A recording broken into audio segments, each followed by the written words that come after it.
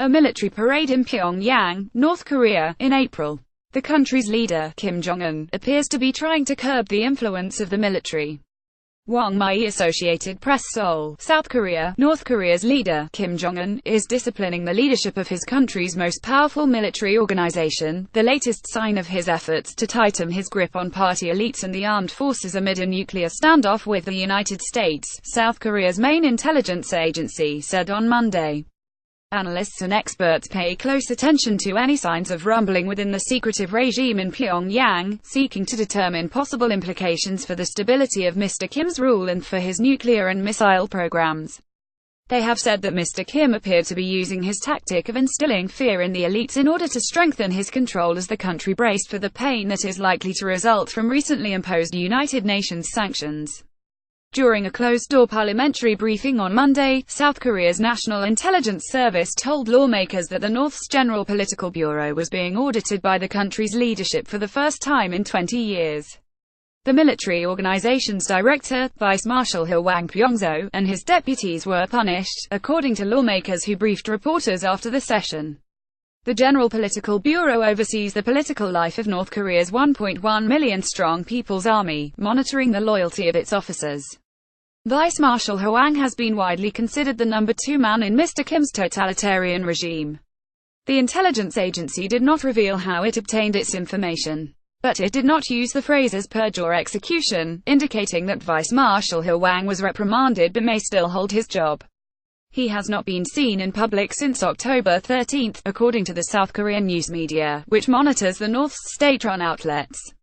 South Korean intelligence officials said the General Political Bureau was being audited for impure attitude and that the move was spearheaded by Cho Ryong-hae, a top official of the ruling Workers' Party who gained more influence during a party meeting in early October.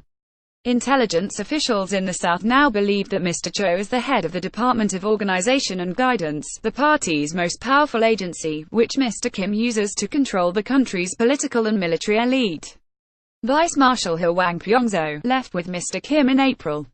He and his deputies were punished, South Korean lawmakers said.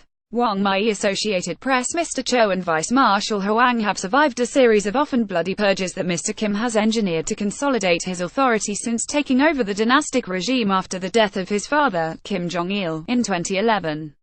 They have emerged as Mr. Kim's 2 closest allies. But in the past few years, Vice Marshal Hwang has appeared closer to Mr. Kim than Mr. Cho, his name coming ahead of Mr. Cho's in leadership rosters, a key indicator of the fortunes of various officials within the regime.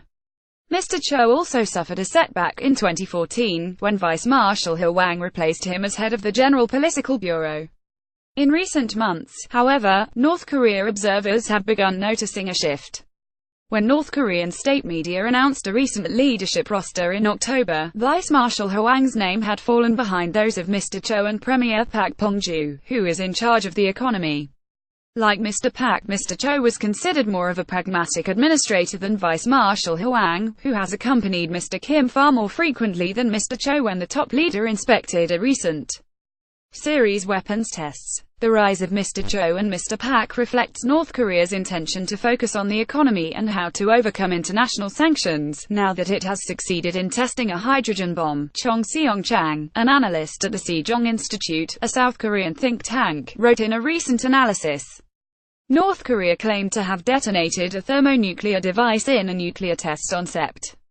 3. North Korea has not conducted any missile tests since September 15, raising cautious hopes in the region that it might be moving to ease tensions and open talks with Washington.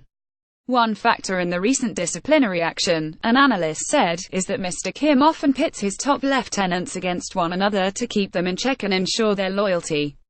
Mr. Cho's rise at the expense of Vice Marshal Hwang was also seen as reflecting Mr. Kim's attempt to use the party to curb the influence of the military, which had eclipsed the party in influence under his father's rule. Mr. Kim never tolerates any of his top aides accumulating enough power to challenge him. In 2013, he executed Jang Song-thaek, his uncle, who had been widely considered the number 2 in his regime, for plotting to unseat him.